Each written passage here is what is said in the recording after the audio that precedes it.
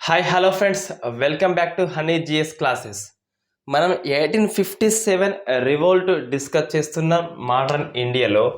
So class 1లో reasons ఏంటి, కారణాలు ఏంటి, క్లాస్ 2లో సెంటర్స్ లేదా లీడర్స్ ఎవరు, నెక్స్ట్ వై ఫెయిల్యూర్, ఎందుకు ఫెయిల్ అని చెప్పేసి మనం 2 క్లాస్లో డిస్కస్ చేసినాం ఆల్రెడీ. సో ఎవరైనా ఫస్ట్ టైం ఈ ఛానల్కి వస్తే ఇట్ట ఈ 2 వీడియోస్ చూడండి. 1857 రివోల్ట్ ఈజీగా అర్థమవుతుంది. రైట్, చివరి క్లాస్ 57 రివోల్ట్కి సంబంధించి ఫస్ట్ నేచర్, దీని స్వభావం ఏంటి, సో డిఫరెంట్ పర్సన్స్ డిఫరెంట్ ఒపీనియన్స్ని వ్యక్తం చేసిండ్రు.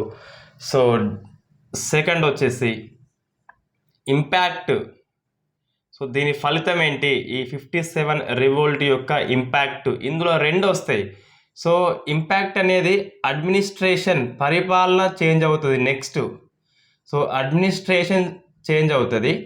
నెక్స్ట్ బ్రిటిష్ పాలసీ, ఇండియా విషయంలో బ్రిటిష్ విధానం ఏదైతే ఉందో అది కూడా చేంజ్ అవుతుంది.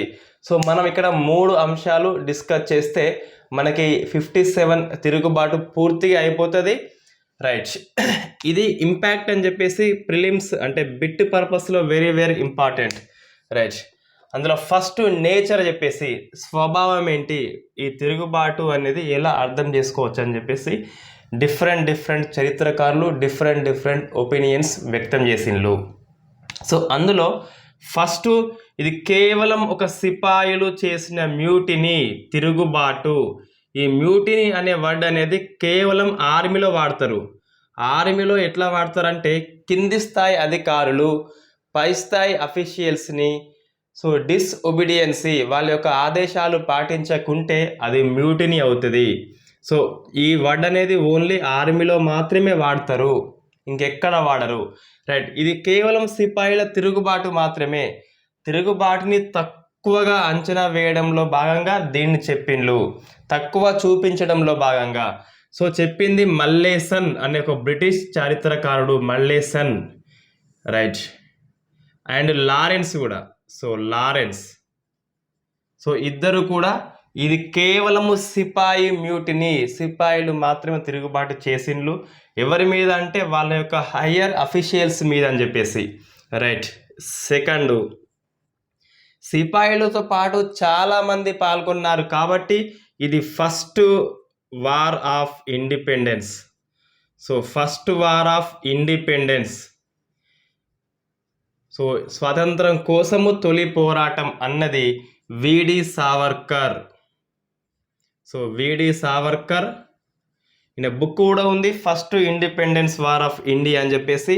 అండ్ ఇంటర్నేషనల్ లెవెల్లో Karl Marx, so Karl Marx కూడా ఇది ఫస్ట్ వార్ ఆఫ్ ఇండిపెండెన్స్ అని చెప్పిండు. ఎందుకంటే సిపాయిలే కాదు, సో సిపాయిలతో స్టార్ట్ అయింది కానీ తర్వాత సివిలియన్స్ అంటే పౌరులు కూడా, రాజులు, జమీందారులు, రైతులు, చేతి వృత్తులు అందరూ పాల్గొన్నారు కాబట్టి సో వీళ్ళ అందరి ఎయిమ్ ఏంటి, వీళ్ళ అందరి ఎయిమ్ కూడా ఒకరే.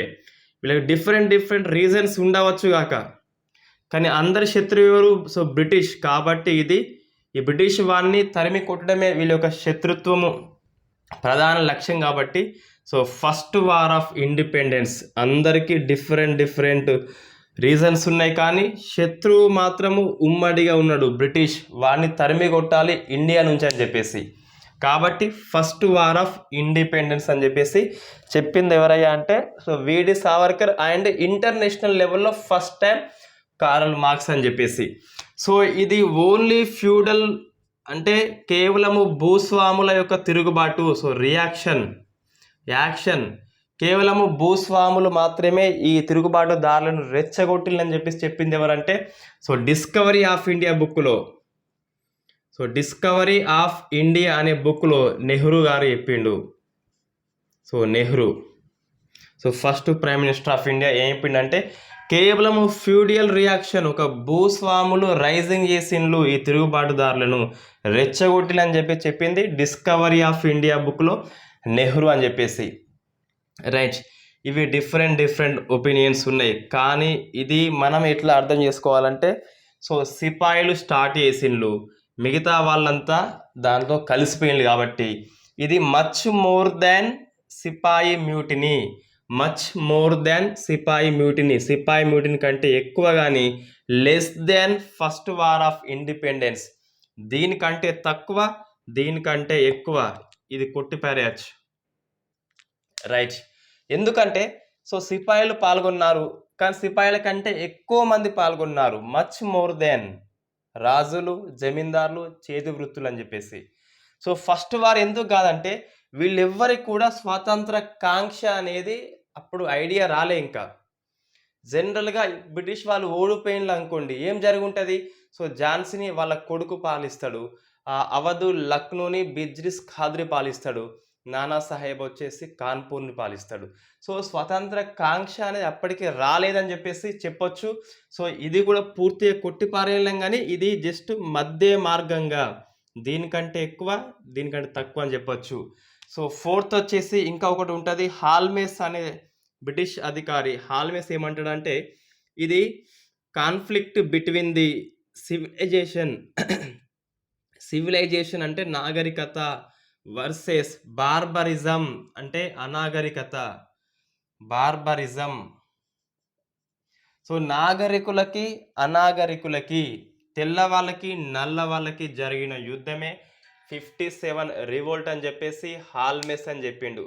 సో ఇవి డిఫరెంట్ ఒపీనియన్స్ అనేటివి ఉన్నాయి. అప్పటి బ్రిటన్ ప్రధానమంత్రి, ఎప్పుడు ఈ 57 రివోల్ట్ కాలంలో ఉన్న ప్రధానమంత్రి బెంజిమన్. సో బెంజిమన్ ఏమంటాడంటే ఇది నేషనల్ రైజింగ్ అని, జాతీయ తిరుగుబాటు అని చెప్పిండు, మనకు సపోర్ట్ చేసిండు, ఇంగ్లీష్ ఈస్ట్ ఇండియా కంపెనీ పరిపాలన పోవాలని చెప్పేసి. సో బెంజిమన్ అప్పటి ప్రధాని చెప్పేసిండు ఇది నేషనల్ రైజింగ్ అని చెప్పేసి. అది ఎక్స్ట్రా పాయింట్, అది బుక్లో అంటే ఎన్సీఆర్టీ బుక్లో లేదు. రైట్. నెక్స్ట్ మనకి ఈ 57 రివోల్ట్ తిరుగుబాటుకి కారణం ఎవరంటే డౌలసీ. ఇవన్నీ ఫ్యాక్ట్ బిట్స్ ఇవి. సో డౌలసీ కారణము ఇది అనెక్జేషన్ పాలిసీలో భాగంగా డాక్ట్రిన్ ఆఫ్ ల్యాబ్స్ అని ఉన్నది చూడండి, అట్లా ఈ డౌలసీ కారణము. కానీ 57 రివోల్ట్ డ్యూరింగ్ అంటే ఆ సమయంలో ఈ గవర్నర్ జనరల్ ఎవరు అంటే క్యానింగ్. సో క్యానింగ్ ఈయనే కారణము, ఇతను తిరుగుబాటు సమయంలో గవర్నర్ జనరల్ అని చెప్పేసి. రైట్, రెండు ఫ్యాక్ట్ బిట్స్ అవి. నెక్స్ట్ ఇంపాక్ట్ ఏంటి, ఈ తిరుగుబాటు యొక్క ఇంపాక్ట్ వెరీ ఇంపార్టెంట్, ఇది బాగా గుర్తుపెట్టుకోవాలి. ఎక్కువ సార్లు ప్రశ్నలు రిపీట్ అయినాయి, most important in all examinations. Right, impact ఏంటి, ఫస్ట్ వచ్చేసి అడ్మినిస్ట్రేషన్, పరిపాలన మీద ఎట్లా మారింది. సెకండ్ వచ్చేసి బ్రిటిష్ పాలసీ ఏమన్నా మార్చుకుందా, సో మార్చుకుంటే ఏంటిది అని చెప్పేసి. రైట్. సో ఫస్ట్ ఏది 1858 యాక్ట్ తీసుకొచ్చిండ్రు, Indian government act. 1858 Indian government act తీసుకొచ్చి, సో ఈ యాక్ట్ ద్వారా English East India company rule ఏదైతే ఉందో, సో 1773 నుంచి 1858 వరకున్న ఆగస్టు అనుకుంటా, సో ఆగస్టు వరకున్న ఇంగ్లీష్ ఈస్ట్ ఇండియా కంపెనీ రూల్ని రద్దు చేసిండ్రు. సో కంపెనీ పాలన రద్దయింది. నెక్స్ట్ క్రౌన్, ఎవరు క్రౌన్, బ్రిటిష్ కిరీటము అంటే రాజ్ అంటారు. అప్పుడు రాణి ఎవరంటే విక్టోరియా మహారాణి. సో విక్టోరియా మహారాణి పరిపాలన స్టార్ట్ అయింది. సో రాజ్ అనేది బ్రిటిష్ గవర్నమెంట్కి సిననిమ్స్, అది ఒక పర్యాపదము. సో కంపెనీ నుంచి క్రౌన్కి మారింది, సి టు సి. ఏంటిది, అంతకుముందు ఇంగ్లీష్ ఈస్ట్ ఇండియా కంపెనీ పరిపాలించింది ఇండియాని, ఇప్పుడు ఇక్కడ నాట్ ఆల్ ఈజ్ వెల్ అని చెప్పేసి ఇది పరిపాలన మంచిగా చేయలేదు కాబట్టే తిరుగుబాటు వచ్చిందని చెప్పేసి. సో క్రౌన్ పరిపాలన, నేరుగా బ్రిటిష్ రాణి విక్టోరియా మహారాణి పరిపాలిస్తుంది ఇప్పటి నుంచి. ఇక్కడ ఒక బిట్ కన్ఫ్యూజ్ అవుతారు, దీన్ని చాలామంది గమనించరు. సో బ్రిటిష్ మహారాణి పాలన స్టార్ట్ అయింది ఎప్పుడు అంటే 58 ఆగస్టులో. రైట్, అది ఓకే. కాకుంటే ఇక్కడ ఈ విక్టోరియా మహారాణి అనే ఈమె భారతీయ సామాగ్రిని లేదా ఎంపరర్, ఎంప్రెస్ లేదా ఎంపరర్ ఆఫ్ ఇండియా అనే బిరుదు ఇది ఒక టైటిల్ ధరించింది ఎప్పుడు అంటే 1876 మేలో. ఈ ఇయర్ ఇంపార్టెంట్. సో దీన్ని అనౌన్స్మెంట్ చేసింది మాత్రం 1 జనవరి 1877 ఢిల్లీ దర్బార్లో. సో దర్బార్ అంటే ఒక పండగ వాతావరణాన్ని సృష్టించి దర్బార్ చేస్తారు బ్రిటిష్ గవర్నర్ జనరల్ ఆ రాణి మెప్పు కోసం. రైట్, ఇక్కడ 3 పాయింట్స్ ఉన్నాయి మనకి. ఇండియాని నేరుగా పాలించడం స్టార్ట్ చేసింది 58 యాక్ట్ ద్వారా విక్టోరియా మహారాణి. కంపెనీ పరిపాలన రద్దయింది, క్రౌన్ పరిపాలన వచ్చింది. కానీ భారతీయ సామ్రాజ్ఞి ఎంప్రెస్ లేదా ఎంపరర్ ఆఫ్ ఇండియా అనే బిరుదుని ధరించింది మాత్రం 1876 మేలో. ఫస్ట్ టైం విక్టోరియా మహారాణి ధరించింది ఆ టైటిల్ని, ఎంప్రెస్ ఆఫ్ ఇండియా అని చెప్పేసి. దీన్ని అనౌన్స్మెంట్ చేసింది మాత్రం లార్డ్ లిట్టన్ అని చెప్పేసి. సో లార్డ్ లిట్టన్ అనే గవర్నర్ జనరల్ ఈ 77 జనవరిన ఢిల్లీ దర్బార్ పెట్టేసి దాన్ని అనౌన్స్మెంట్ చేస్తాడు. అది డిఫరెంట్ పాయింట్, అది గుర్తుపెట్టుకోవాలి. సో భారతీయ సామ్రాజ్ఞి ధరించింది 76లో, పరిపాలన మాత్రం 58లో. 2 పాయింట్స్ వేరే, లింక్డ్ పాయింట్స్, కన్ఫ్యూజ్ కావద్దు, ఎగ్జామ్లో అట్లా వస్తుంది. రైట్, ఏంటిది ఇక్కడ ఫస్ట్ ఈ పరిపాలన చేంజ్లో భాగంగా అది రద్దయింది. ఓకే, అంతవరకు ఉన్న డ్యూయల్ గవర్నమెంటు అంటే ఇక్కడ 2 ఉండేటి ప్రభుత్వాలు. ఒక్కటేమో court of directors COD, next board of control BOC. Court of directors ఏమో కమర్షియల్ మ్యాటర్స్ చూసుకునేది. సో కమర్షియల్ మ్యాటర్స్ ఏమన్నా ఉంటే కంపెనీకి సంబంధించి అవన్నీ చూసుకునేది. బోర్డ్ ఆఫ్ కంట్రోల్ ఏమో అడ్మినిస్ట్రేషన్ లేదా పొలిటికల్ అఫైర్స్ ఏమన్నా ఉంటే అది చూసుకునేది. ఇది పరిపాలన చేసేది ఇండైరెక్ట్గా. ఇదేమో కమర్షియల్గా ఉన్నటువంటి పనులు చూసేది. లాభాలన్నీ ప్రాఫిట్ లాస్లు సిఓడి చూస్తే, పొలిటికల్ మాత్రం బిఓసి చూసేది. ఈ డ్యూయల్ గవర్నమెంట్ ఉండే ఇంగ్లీష్ ఈస్ట్ ఇండియా కంపెనీలో. దీన్ని తీసుకొచ్చిన చట్టం ఏంటిదంటే 1784లా పిట్ ఇండియా లేదా పిట్స్ ఇండియా, అప్పటి ప్రధాని అయిన పిట్ పేరు మీదుగా వచ్చింది పిట్స్ ఇండియా అని చెప్పేసి. అంటే జస్ట్ ఏం లేదు, English East India company Indian పరిపాలించింది. సో 1784లా డ్యూయల్ గవర్నమెంట్ తీసుకొచ్చిండు ఈ పిట్స్ ఇండియా చట్టం ద్వారా. అందులో భాగంగా సిఓడి కమర్షియల్ అంటే కోర్ట్ ఆఫ్ డైరెక్టర్స్, వీళ్ళు కమర్షియల్ అఫైర్స్ చూసుకుంటారు కంపెనీకి సంబంధించి. బోర్డ్ ఆఫ్ కంట్రోల్, వీళ్ళు ఇండియాలో ఉన్న పరిపాలన చూస్తారు. రైట్, వీళ్ళు మాత్రం బ్రిటన్లో ఉంటారు. బ్రిటన్లో ఉన్న ఎంపీలు. రైట్, దీన్ని రద్దు చేసిండు. డ్యూయల్ గవర్నమెంట్ పోయింది. ఇండైరెక్ట్గా చెప్పాలంటే బోర్డ్ ఆఫ్ కంట్రోల్ పోయింది. సో దీని ప్లేస్లో secretary, very important, secretary of state అనే కొత్త పదవి వచ్చింది. బోర్డ్ ఆఫ్ కంట్రోల్ పోయింది, సెక్రటరీ ఆఫ్ స్టేట్ వచ్చింది. ఇక నుంచి ఇండియన్ పాలించేది సెక్రటరీ ఆఫ్ స్టేట్. జనరల్గా ఇండియన్ పాలించేది బై ద రాజ్, అంటే ఈ రాణి పరిపాలిస్తుంది. ఎట్లా అంటే సెక్రటరీ ఆఫ్ స్టేట్ ద్వారా. ఇంతకు ముందేమో బోర్డ్ ఆఫ్ కంట్రోల్ ఉండే, ఇప్పుడు ఇక్కడ బిఓసి కాస్త ఎస్ఎస్ అయింది. పదాలు మాత్రమే మారినాయి, పెద్దగా పరిపాలన మారలేదు, పదాలు మాత్రమే మారినాయి.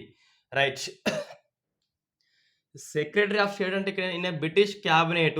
బ్రిటిష్ క్యాబినెట్లో ఉన్న ఒక మంత్రి, ఒక ఎంపీ ఇక్కడ ఉండడు, బ్రిటన్లో ఉంటాడు. ఇతనికి 15 మంది ఒక అడ్వైజరీ బోర్డు ఉంటుంది. అడ్వైజరీ బోర్డు, వీళ్ళంతా కలిపి ఇండియాని పరిపాలిస్తారు ఆ రాజు లేదా రాణికి బదులుగా. రైట్, ఈయన పార్లమెంట్ సభ్యుడు కాబట్టి ఇతను పార్లమెంట్కే అంటే మెంబర్ ఆఫ్ పార్లమెంట్ కాబట్టి పార్లమెంట్కే రెస్పాన్సిబిలిటీ వహిస్తాడు. ఎవరు? Secretary of state. ఫస్ట్ ఎవరంటే ఇండియా యొక్క ఫస్ట్ సెక్రటరీ ఆఫ్ స్టేట్ ఎవరంటే lord Stanley. Very very important bit ఇది. లార్డ్ స్టాన్లీ ఇండైరెక్ట్గా ఇతనే బోర్డ్ ఆఫ్ కంట్రోల్ యొక్క చివరి అధ్యక్షుడు.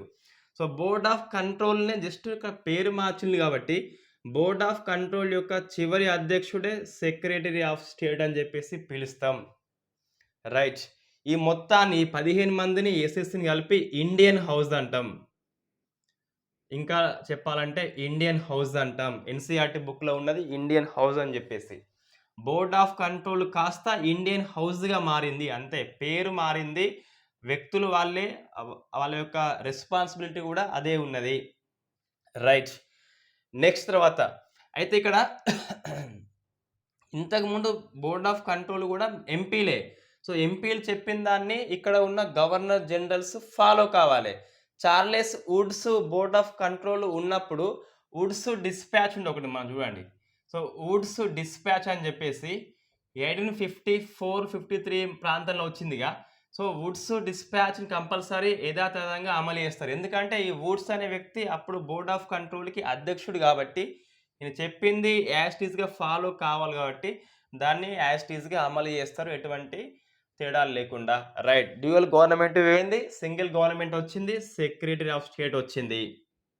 సెకండ్ ఇంకా థర్డ్ మార్పు వచ్చేసి so, governor general of India అనే పదవిని రద్దు చేసి governor general of India come viceroy అని చెప్పేసి కొత్తగా వచ్చింది ఇంకో కొత్త పదవి. So, governor general of India అనే పదవి పోయింది. Governor general of India come viceroy అని చెప్పేసి వచ్చింది. ఈ ఫస్ట్ అంటే ఇక్కడ governor general of India and viceroy 2 పదవులు ఇవి. బ్రిటిష్ ఏవైతే 1857కి ముందు ఏవైతే ఆక్రమణ చేసిందో వాటిని బ్రిటిష్ ఇండియా ప్రాంతాలు అంటారు. సో, ఈ బ్రిటిష్ ఇండియా ప్రాంతాన్ని పరిపాలన చేసేటప్పుడు అతన్ని గవర్నర్ జనరల్ అని పిలుస్తారు. 57 తర్వాత ఎటువంటి ఆక్రమణ చేయలేదు. చివరి ఆక్రమణ అవ్వదు. రైట్. ఇంకా ఏవైతే ఆక్రమణ చేయలేదో వాటిని ప్రిన్స్లీ స్టేట్స్ అంటారు. సో, ప్రిన్స్లీ స్టేట్స్ అంటే సంస్థానాలు. సో, వీటిని పరిపాలన చేసేటప్పుడు ఈ ఒకటే పర్సన్ ఇతను. అప్పుడు వైస్రాయ్ అని పిలుస్తారు. పర్సన్ ఒకడే గాని 2 విధులు. బ్రిటిష్ వాళ్ళ తెలివంటే ఇదే. ఇద్దరు వ్యక్తుల్ని పెడితే కాన్ఫ్లిక్ట్ వస్తది. వివాదం వస్తది కాబట్టి ఒకే వ్యక్తిని పెట్టి 2 పనులు చేసిండు. మనోళ్ళు ఏం చేస్తారంటే పొలిటికల్ కాన్ఫ్లిక్ట్ వస్తదని చెప్పేసి ఇద్దరిని పెడతారు. ఇద్దరిని పెడితే అప్పుడు ఏమైతది? ఇతను వేరే పరిపాలన ఉంటది కాబట్టి వివాదం వస్తది. కాబట్టి ఒకటే వ్యక్తి గాని 2 పనులు. So, governor general of India ఎప్పుడు అంటే బ్రిటిష్ ఇండియా ప్రాంతాలను పరిపాలన చేసేటప్పుడు ఏవైతే బ్రిటిష్ అంతకుముందు ఆక్రమణ చేసిందో, విలీనం చేసుకున్నదో అవి. వైస్రాయ్ ఎప్పుడు అంటే ప్రిన్స్లీ స్టేట్స్ సంస్థానాలకు మాత్రమే. రైట్. ఇక్కడ మళ్ళీ ఈ బ్రిటిష్ ఇండియా ప్రాంతంలో పరిపాలన చేసేటప్పుడు ఇతను representative for British parliament. British పార్లమెంట్‌కి ప్రతినిధి. Representative for British parliament. అయితే వైస్రాయ్‌గా ఉన్నప్పుడు ఈ ప్రిన్స్లీ స్టేట్స్‌ని పరిపాలన చేయంగా సో, రిప్రజెంటేటివ్ ఫర్ క్రౌన్ లేదా కిరీటము అంటే ఇక్కడ రాజుకు లేదా కింగ్‌కి లేదా క్వీన్‌కి ప్రతినిధి. ఈ ప్రశ్న వచ్చింది ఏపీపీఎస్సీ ఉన్నప్పుడు ఉమ్మడి ఏపీపీఎస్సీలో. వైస్రాయి అనగా ఎవరు అంటే రాజు లేదా రాణి యొక్క ప్రతినిధి. గవర్నర్ జనరల్ ఎవరంటే బ్రిటిష్ పార్లమెంట్ యొక్క ప్రతినిధి. ఇవి 2 కూడా ఎవరికి రెస్పాన్సిబిలిటీ అంటే సెక్రటరీ ఆఫ్ స్టేట్‌కి. గవర్నర్ జనరల్ ఎవరికి అంటే సెక్రటరీ ఆఫ్ స్టేట్ ఏం చెప్తే ఇతను అది చేయాలి. రైట్. ప్రతినిధి వేరు. బ్రిటిష్ పార్లమెంట్‌కి బ్రిటిష్ ఇండియా ప్రాంతంలో ఉన్నప్పుడు, క్రౌన్‌కి, కింగ్‌కి, క్వీన్‌కి ప్రిన్స్లీ స్టేట్‌లో ఉన్నప్పుడు ప్రతినిధి. వాళ్ళకు బదులుగా పరిపాలన చేస్తుండ్రు. రైట్. ఇది పరిపాలన చేంజ్ అని చెప్పేసి వెరీ వెరీ ఇంపార్టెంట్. ఇక్కడ కన్‌ఫ్యూజ్ కావద్దు. మొత్తం క్లారిటీగా ఉంది అది. రైట్. నోట్స్ ఇట్లా రాసుకుంటే క్లారిటీ ఉంటది. సో, పోల్చుకోవాలి. నెక్స్ట్ ఫస్ట్ వైస్రాయ్ ఎవరంటే first governor general of India come viceroy. ఇవన్నీ ఫ్యాక్ట్ బిట్స్ ఎగ్జామ్‌లో వస్తాయి కూడా చాలా సార్లు. ఈ ఎస్ఐ, పీసీ ఇట్లాంటివి రాస్తేనైతే అవే వస్తాయి ఎక్కువ సార్లు. రైట్. ఇక్కడ మొత్తం మనకు 3 వ్యక్తులు ఉంటారు. వాళ్ళని గుర్తుపెట్టుకోవాలి. So, first governor general of Bengal. Right. ఎవరు అంటే వారెన్ హేస్టింగ్స్. So, Hastings. ఎట్లా గుర్తుంటుంది అంటే, సో అంతకుముందు ఇతను కేవలము బెంగాల్కి మాత్రమే ఉండే, అంటే governor of Bengal, first governor of Bengal ఉండే. ఇంకా ఈ ఇంగ్లీష్ ఈస్ట్ ఇండియా కంపెనీలో ఎక్కువ అవినీతి ఉందని చెప్పేసి దీన్ని రెగ్యులేటింగ్ చేసింది. ఇంగ్లీష్ ఈస్ట్ ఇండియా కంపెనీలో అవినీతి ఉందని చెప్పేసి బ్రిటిష్ గవర్నమెంట్ రెగ్యులేటింగ్ చట్టం చేసింది. సో రెగ్యులేటింగ్ యాక్ట్ ద్వారా ఈ గవర్నర్ అనే పదవిని గవర్నర్ జనరల్ ఆఫ్ బెంగాల్గా చేసి మద్రాస్ అండ్ బాంబే కూడా ఇతని యొక్క విధులని ట్రాన్స్ఫర్ చేసిండ్లు. అంటే మద్రాస్ గవర్నర్ కానీ బాంబే గవర్నర్ కానీ ఇతనికి లోబడి ఉండాలి. ఇక్కడ ఇంగ్లీష్ ఈస్ట్ ఇండియా కంపెనీని రెగ్యులేటింగ్ చేస్తుండు, నియంత్రణ చేస్తుండు ఇతను. ప్లస్ మద్రాస్ బాంబేలో కూడా చూస్తుండు కాబట్టి సో ఇతని మీద సహజంగా వీళ్ళకి హేట్ ఉంటుంది. హేట్ అంటే ద్వేషం ఉంటుంది. అంతవరకు ఈస్ట్ ఇండియా కంపెనీ ఎంజాయ్ చేసింది చాలా. ఈ రెగ్యులేటింగ్ యాక్ట్ తీసుకొచ్చి ఈ హేస్టింగ్ తీసుకొచ్చి నియంత్రణ చేసింది గవర్నమెంట్, బ్రిటిష్ గవర్నమెంట్. కాబట్టి హేట్ కాస్త హేస్టింగ్గా గుర్తుపెట్టుకోవచ్చు. సో హేట్ కాస్త హేస్టింగ్. సో రెగ్యులేటింగ్ యాక్ట్ ద్వారా హేస్టింగ్ అనే పదవి, సో హేస్టింగ్ అనే వ్యక్తిని గవర్నర్ జనరల్ ఆఫ్ బెంగాల్గా మార్చిండు. నెక్స్ట్ అంటే first governor general of Bengal ఎవరంటే హేస్టింగ్స్. నెక్స్ట్ ఇది కేవలం బెంగాల్ ఉంది కాబట్టి దీన్ని గవర్నర్ జనరల్ ఆఫ్ ఇండియాగా మార్చుతారు. 1833 చట్టం ఇది. So general of India. ఇప్పుడు ఇండియా మొత్తానికి, ఇక్కడ కేవలం బెంగాల్, ఇండియా మొత్తానికి కాబట్టి అందరూ బెంట్ అయిపోవాలి. అంటే బెండ్ అంటే వంగాలి, బెంట్ వంగెను పాస్ట్ టెన్స్. సో అందరూ బెంట్ అయిపోవాలి కాబట్టి బెంటింగ్. సో విలియం బెంటిక్ అని చెప్పేసి first general of India. Next 1858 act ప్రకారం governor general of India cum వైస్రాయిగా మారింది. సో వైస్రాయిగా ఫస్ట్ వైస్రాయ్ ఎవరంటే, అప్పుడు ఈ విక్టోరియా మహారాణి బాగా థింక్ చేస్తుంది. సో ఇండియాలో గుడ్ గవర్నమెంట్ తీసుకురావాలి, ఈ కంపెనీ మంచిగా పరిపాలన చేయలేదు. సో లోపల థింక్ చేస్తుంది ఫస్ట్ వైస్రాయ్ని ఎవరు పెట్టాలని చెప్పేసి. So who can it first viceroy. So who can అని బాగా థింక్ చేస్తూ ఉంటే అప్పుడు వస్తాడు ఒక వ్యక్తి వచ్చేసి, మేడం ఐ కెన్, నేను చేస్తా, because I'm canning. So I'm canning అట్లా గుర్తుపెట్టుకోవాలి.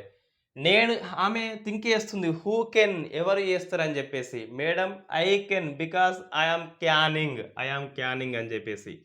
So first viceroy Canning, first GG of India bent, India మొత్తం బెంట్ అయిపోవాలి. ఫస్ట్ బెంగాల్ వచ్చేసి జీజీ హేస్టింగ్స్. హేట్ వచ్చింది ఈ హేస్టింగ్స్ మీద, ఎవరికి కంపెనీకి ఉన్న మద్రాస్ బాంబే గవర్నర్స్కి. సో అట్లా వీళ్ళను గుర్తుపెట్టుకోవాలి. First viceroy Canning, first secretary of state Stanley, Lord Stanley, Charles Wood కాదు, లార్డ్ స్టాన్లీ అని చెప్పేసి. రైట్. నెక్స్ట్ పాలసీ మార్చుకుంది. పాలసీ ఎట్లా మార్చుకుంది చూద్దాం ఒకసారి. సో ఫస్ట్ చెప్తుంది, ఇకపైన మేము ఎటువంటి సంస్థానాలు ఆధీనం చేసుకోము, ఇక ఆపేస్తాము. సో నో మోర్ అనెక్సేషన్, ఇంకా విలీనం అనేది లేనే లేదు. నో మోర్ ఎక్స్పాన్షన్, సామ్రాజ్య విస్తరణ, ఇంపీరియలిజం లేనే లేదు, సరిపోద్దని చెప్పింది. సో ఎందుకు ఈ కారణం చెప్పిందంటే ఇక్కడ, సో లార్డ్ క్యానింగ్ ఈ పాలసీని ఎవరు ప్రకటిస్తారంటే, విక్టోరియా మహారాణి బదులుగా లార్డ్ క్యానింగ్, ఫస్ట్ వైస్రాయ్ అయినటువంటి లార్డ్ క్యానింగ్ ఐ కెన్ అని చెప్పేసి, సో అలహాబాద్ దర్బార్, సో అలహాబాద్లో దర్బార్ని ఏర్పాటు చేస్తాడు. ఈమె రాదు. కేవలము ఇండియాకి వచ్చిన ఎంపరర్ ఎవరంటే ఈ చక్రవర్తులలో జార్జ్ 5 అని చెప్పేసి ఉంటాడు. జార్జ్ 5 ఆయన ఒక్కడే వచ్చిండు. సో అలహాబాద్లో దర్బార్ ఏర్పాటు చేసి 1 నవంబర్ 58న ఈ పాలసీని ప్రకటిస్తాడు. ఈ బుక్ ఇట్లా ఉంటుంది ఒకటి లిస్టు. సో లిస్ట్ని చదువుతూ ఉంటాడు. ఈ మహారాణి బదులుగా అందులో ఉంటాడట నో మోర్ అనెక్సేషన్. ఎందుకు అంటే ఈ సంస్థానం వాళ్ళు బ్రేక్ వాటర్స్, ఇంపార్టెంట్ వర్డ్ ఇది. So break waters in storm, తుఫానులో నదికి ఆనకట్టెల వలె పనిచేసిండ్రు సంస్థాన అధిపతులు. ఈ 1857 తిరుగుబాటు తుఫానులో కొట్టుకపోతున్న బ్రిటిష్‌కి ఈ ఆనకట్టెల వలె పనిచేసిండ్లు. వరద వస్తుంది. సో, ఆనకట్ట కట్టి వరదకు అడ్డుగా నిలబడ్డారు ఈ సంస్థాన అధిపతులు గాబట్టి, ఇక పైన no more annexation. So, break waters in storm అని చెప్పింది ఎవరంటే లార్డ్ క్యానింగ్ వాళ్ళని పోల్చుకొని. ఎగ్జాంపుల్ మన నిజాం అఫ్జలుద్దౌలా అతనికి స్టార్ ఆఫ్ ఇండియా బిరుదు ఇస్తాడు ఈ లార్డ్ క్యానింగ్ ప్రభు. సో, నిజాం అని చెప్పేసి సింధియా వాళ్ళు గ్వాలియర్‌లో మోసం చేస్తారు. అట్లా చాలామంది ఏషియన్లు సో, వాళ్ళకి బిరుదు ఇస్తాడు. So, break waters in storm అని చెప్పేసి తుఫాన్‌లో కొట్టుకుపోతున్న బ్రిటిష్ వాళ్ళకి ఒక ఆనకట్టలే వాళ్ళ పనిచేసి కాపాడిల్లని చెప్పేసి. సో, దానికి మేము థాంక్‌ఫుల్‌గా నో మోర్ అనెక్సేషన్ అని చెప్పేసి. రైట్. ఒకటే పాయింట్ ఇంత అవసరమా అంటే ఎక్స్‌ప్లెయిన్ గుర్తుంటుంది. ఎక్కువ పదాలు తెలిస్తే ఆ 4 ఆప్షన్‌లల్ల ఈజీగా ఆన్సర్ గుర్తుపెట్టొచ్చు. ఇది సొల్లు అనుకోవద్దు ఇట్లా ఇదంతా స్టోరీ చెప్పేటప్పుడు ఎప్పుడైనా. రైట్. ఎక్కువ వొకాబులరీ, ఎక్కువ పదాలు తెలిస్తే సబ్జెక్ట్ అనేది ఇంప్రూవ్ అవుతది. ఎంతసేపు అవే బిట్స్ బట్టి పడతా ఉంటే అవొస్తేనే ఎగ్జామ్‌లో ఆన్సర్ చేస్తాం మనం. లేకుంటే ఆన్సర్ చేయం గట్లా. రైట్. నో మోర్ అనెక్సేషన్ అని చెప్పేసి. Second no interfere. No interfere in religious matters, social matters. మీ చావు మీరు చావండి అని చెప్పేసి. సతీ యాక్ట్ రద్దు చేసినాం, అవన్నీ చేసినాం, మీరు తిరుగుబాటు చేసిండ్రు కాబట్టి సో రిలీజియస్ మ్యాటర్స్‌లో, సోషల్ మ్యాటర్స్‌లో మేం ఇన్వాల్వ్ కాము. మీ యొక్క ఆచారాలు, కస్టమ్స్ ఏవైతే ఉన్నాయో ట్రెడిషనల్స్ అవన్నీ మీకు మీరు ఫాలో అవ్వండి అని చెప్పేసి చెప్పిండ్రు. రైట్.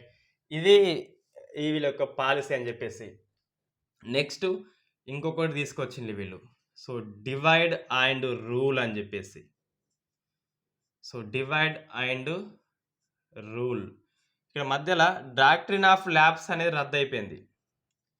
సో, ల్యాబ్స్ అనేది ల్యాప్స్ అయిపోయింది. డాక్ట్రిన్ ఆఫ్ ల్యాబ్స్ అనేది ల్యాప్స్ చేసిండ్రు, రద్దు చేసిండ్రు. ఇక పైన సహజ వారసులు లేకున్నా కూడా దత్తత అనేది చెల్లుతది. అడాప్ట్ తీసుకోవచ్చు మీరు. రాజ్యాలు అలాగే ఉంటాయని చెప్పేసి చెప్పిండు లార్డ్ క్యానింగ్ ప్రభు. సో, రద్దు లార్డ్ క్యానింగ్ ప్రభు స్టార్ట్ చేసిందేమో డౌలసీ అని చెప్పేసి. సో, డివైడ్ అండ్ రూల్‌లో భాగంగా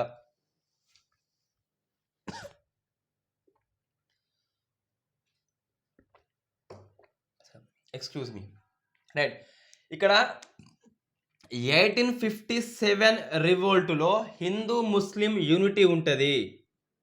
సో, హిందూ అండ్ ముస్లిం యొక్క యూనిటీ కనబడుతది మనకి. హిందూ సిపాయిలు ముస్లిం యొక్క రాజు అయినటువంటి బహదూర్ షా 2ని హిందుస్థాన్‌కి చక్రవర్తిగా చేసిండ్రు. వెంటనే చక్రవర్తి ఏం చేసిండంటే ఆ గోవధ హత్యను నిషేధించిండు. హిందువుల మనోభావాలు గౌరవించిండు అని చెప్పేసి. సో, హిందూ, ముస్లిం ఐక్యత కనిపిస్తది. సిపాయిల్లో కనిపిస్తది, పీపుల్స్‌లో కనిపిస్తది, అన్నిట్లల్లా కనిపిస్తది. సో, అప్పుడు ఒక అచీసన్ అనే వ్యక్తి ఏం చెప్పిండంటే సో, 57 తిరుగుబాటు సమయంలో హిందూ, ముస్లిం ఐక్యత మేము దెబ్బ తీయలేకపోయినాము. వాళ్ళ ఐక్యత వర్ధిల్లిందని చెప్పేసి ఒక స్టేట్మెంట్ ఇస్తాడు అచీసన్ అని చెప్పేసి. రైట్. ఇప్పుడు ఏం చేస్తదంటే ఈ బ్రిటిష్ సో, వీళ్ళని విడదీస్తది. సో, డివైడ్ విభజించి పాలించు అని చెప్పేసి ఆ సిద్ధాంతాన్ని అడాప్ట్ చేసుకుంటది. కొన్ని ఎగ్జాంపుల్స్ దీంట్లో ఏమొస్తాయంటే డివైడ్ అండ్ రూల్‌లో భాగంగా ఫస్ట్ ఒకటి ఈ ఆర్మీ ఏదైతే ఉందో సో, ఆర్మీలో ఇంతకుముందు ఇండియన్స్ ఎక్కువ ఉండే. సో, దాన్ని 6:1 ఏం చేస్తదంటే ఈ బెంగాల్ ప్రాంతంలో 2:1 చేస్తది. ఈ మద్రాస్ అండ్ బాంబే ప్రాంతంలో 3:1 చేస్తది. ఎన్‌సీఆర్ 12థ్ బుక్‌లోనేమో 5:2 అని ఉంటది. దాదాపు ఆల్‌మోస్ట్ అంతే వస్తది. 5:2 అని ఉంటది. ఎన్‌సీఆర్‌టీ 8థ్ క్లాస్ బుక్‌లో 3:1 అని ఉంటది. అంతా దాదాపు చూస్తే అంతే వస్తది. సో, కొద్దిగా మార్చిండ్లు. అంటే ఇక్కడ ప్రశ్న సో, ఇండియన్స్‌ని ఏ చేసిండ్లంటే డిక్రీజ్ చేస్తారు. ఇండియన్స్‌ని డిక్రీజ్ చేసి ఐరోపా వాళ్ళని ఇంక్రీజ్ చేసిండ్లిక్కడ. 6:1 కాస్త 2:1 అయింది. మన వాళ్ళని పెంచలేదు. అది మైండ్‌లో పెట్టుకోవాలి. ఇట్లా ఈ 2:1 చేసింది కదా! సో, బెంగాల్‌లో గూడా ఈ మద్రాస్, బాంబేలో ఒక కూటమిలో, ఒక సైనిక కూటమిలో డిఫరెంట్ క్యాస్ట్ వాళ్ళని పెట్టేసిండ్లు. డిఫరెంట్ మతాల వాళ్ళని పెట్టేసిండ్లు.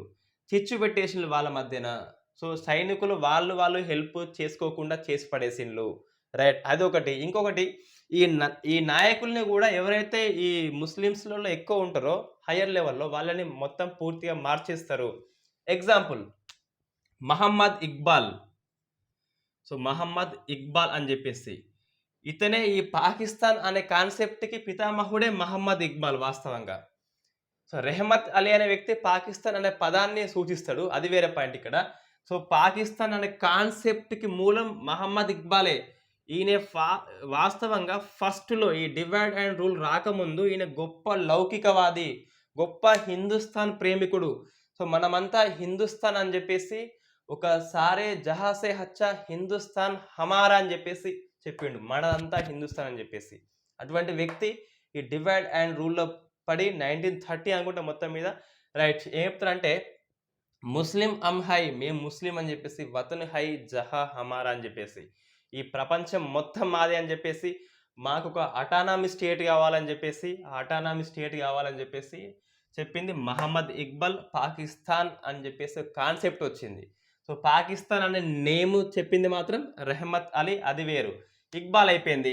Next sir Syed Ahmad Khan. So, Syed Ahmad Khan. So, ముస్లింలో గొప్ప సంస్కరణవాది, గొప్ప రిఫార్మర్ ఈయనే. వీళ్ళకి ముస్లిం వాళ్ళకి ఇంగ్లీష్ ఎడ్యుకేషన్ కావాలని చెప్పేసి ఎక్కువ ఫైట్ చేసింది ఈ సయ్యద్ అహ్మద్ ఖానే. రైట్. ఇతను గొప్ప సెక్యులర్ వాస్తవంగా. మంచి లౌకికవాది. అన్ని మతాలు సమానంగా చూసిండు. కానీ తర్వాత ఇంగ్లీష్ వాళ్ళ పట్ల అట్రాక్ట్ అయ్యి తర్వాత ఒక మతాన్మాదిగా మారిపోతాడు సయ్యద్ అహ్మద్ ఖాన్ అని చెప్పేసి. ఇంకా మహమ్మద్ అలీ జిన్నా. సో, పాకిస్తాన్ పిత ఈయనే. మన గాంధీ ఎట్లనో పాకిస్తాన్ వాళ్ళకి అలీ జిన్నా అట్లా. వాస్తవంగా అలీ జిన్నా ఫస్ట్ ఒక సెక్యులరిస్టు. ఒక లౌకిక భావాలున్నాయి. బాగా చదువుకున్న ఒక లాయర్ కాబట్టి అతను ఎక్కువ చదువుకున్నాడు కాబట్టి లౌకిక భావాలు ఎక్కువున్నాయి. మనం ముందు భారతీయులము, తర్వాతే ముస్లింలు అని జెప్పేసి. ముందు భారతీయులం, తర్వాత ముసల్మాన్ చెప్పిన గొప్ప వ్యక్తి అలీ జిన్నా. ఇక తర్వాత ఈ ఎన్నికల్లో ఓడిపోవడంతో తన స్టాండ్ మార్చుకొని మతోన్మాదాన్ని రెచ్చగొట్టేస్తాడు. సో, అట్లా ఈ అలీ జిన్నా అనేది మతోన్మాదవాదిగా మారుతాడు ఎన్నికల కారణంగా. జనరల్‌గా 57కు ముందు ఇండియాలో హిందూ, ముస్లిం ఐక్యత ఉన్నది.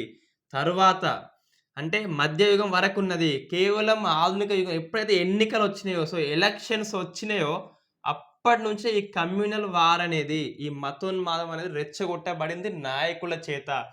కేవలము ఎలక్షన్స్ అండ్ డెమోక్రాటిక్ ఎలక్షన్స్ అవి గూడా. సో, డెమోక్రాటిక్ ఎలక్షన్స్ వల్ల మాత్రమే హిందూ, ముస్లింల మధ్య వార్ వచ్చింది తప్పించి స్వతహాగా లేదు. హిందూ, ముస్లింల మధ్య మత యుద్ధాలకు కారణం మతమైతే కాదు. మతమే కారణమైతే గిట్ట అంతకు ముందు గూడా ఉండాలి గదా! సో, కేవలము డెమోక్రాటిక్ ఎలక్షన్స్ వచ్చినంకనే ఓట్ల కోసము నాయకులు రెచ్చగొట్టడం వల్ల మాత్రమే హిందూ, ముస్లిం యూనిటీ దెబ్బతిలిందని జెప్పేసి మనం 100% చెప్పుకోవచ్చు. ఎటువంటి దానిలో సందేహం లేనే లేదు. సో, ఇది ఈ 57 రివోల్ట్‌కి సంబంధించి కంప్లీట్ లెసన్. రైట్. ఎవరైనా ఇంతకుముందు ఛానల్‌కి రాకుంటే వాళ్ళు నంబర్ 1 టు నంబర్ 2 వీడియో చూడండి. 57 యొక్క రివోల్ట్ పూర్తిగా అర్థమవుతది. సో, మనం నెక్స్ట్ క్లాస్‌లో వందే మాతరము లేదా స్వదేశీ మూవ్‌మెంట్ అని జెప్పేసి. సో, స్వదేశీ మూవ్‌మెంట్‌లో 4 కాన్సెప్ట్ ఉంటాయి మళ్ళిక్కడ. ఫస్ట్ వచ్చేసి కారణం ఏంటి? బెంగాల్ విభజన. నెక్స్ట్ కాంగ్రెస్‌లో చీలిక, ఉద్యమ గమనము, ఉద్యమం విఫలమా? సఫలమా? ఉద్యమం యొక్క ఇంపాక్ట్ ఏంటి? లీడర్స్ ఎవరు? సెంటర్స్ ఏంటి? కామెంట్స్ ఉంటే ఆ కామెంట్స్ ఏంటని చెప్పేసి అక్కడ చూస్తాం. సో, ఆ సెకండ్ లెసన్ మనది. ఈవెన్ ఈ పెళ్లిలో ఈ 7 అడుగులలో ఫస్ట్ అడుగు ఇది. సో, ఫస్ట్ అడుగులో మనకు అన్ని కాన్సెప్ట్స్ వస్తాయి. మితవాదం, అతివాదం కూడా ఇక్కడనే వస్తది. కాంగ్రెస్ చీలిపోవడానికి కారణం కూడా అదే. Right. Thank you very much.